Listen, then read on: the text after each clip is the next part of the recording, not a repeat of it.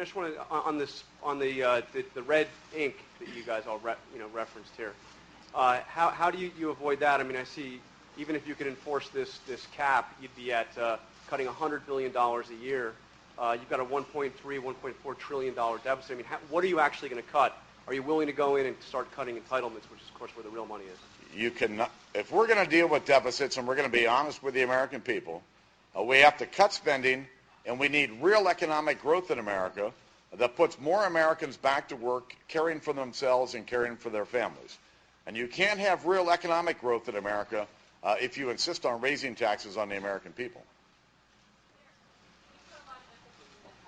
Cutting spending and getting rid of the red ink. But there are not very many specifics in here about how you would actually get to the balanced budget if you do plan to extend all the tax cuts and expand defense spending. And again, just to follow up on the previous question, there are really no specifics on what you would do about Social Security and Medicare, which are some of the biggest drivers of deficit spending. So could you give us some more detail on exactly how you could fulfill these pretty big promises? And spending caps don't seem like they would do it. Well, I think it's pretty clear that by having a spending cap at 2008 levels, we can save $100 billion a year. That's $1 trillion over the next 10 years. When it comes to dealing with the entitlement programs, I've made it pretty clear. It's time for us as Americans to have an adult conversation with each other about the serious challenges that face our country. I don't have all of the solutions, but I believe that if we work with the American people will want to work with us to come to grips with these challenges that face our country. And it's about having that adult conversation in an honest, open way that'll help get us the answers to lay out the plan that will solve this problem once and for all. What are we to think of ideas that are not included in here, for example, private accounts for Social Security? Since it's not in here, is that to say it's off the table? No, if you look at the pledge, it's not intended to be a party platform. It's not intended to cover everything under the sun.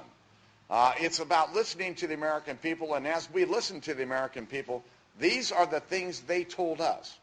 And so it's about what needs to be done now. First steps toward real fiscal sanity in Washington, D.C., and real steps about getting our economy moving again and getting people back to work. In terms of that question of fiscal sanity, educate the American people, what percentage of the problem in terms of our deficit is being taken care of by this plan? What we intend to do is to take first steps.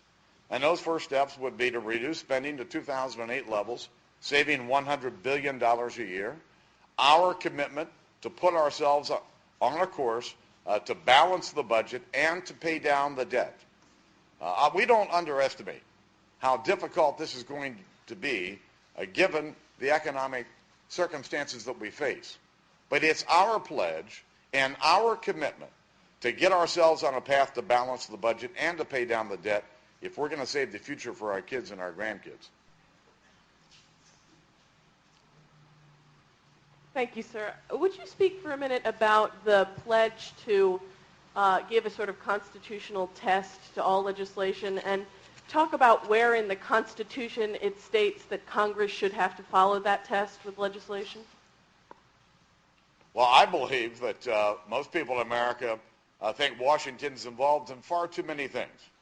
That the health care bill that was passed by the Congress that involves an individual mandate for every American to buy health insurance, in my view, is unconstitutional. And so I believe that if we're going to bring a bill to the floor, cite the specific constitutional authority that allows it to come to the floor.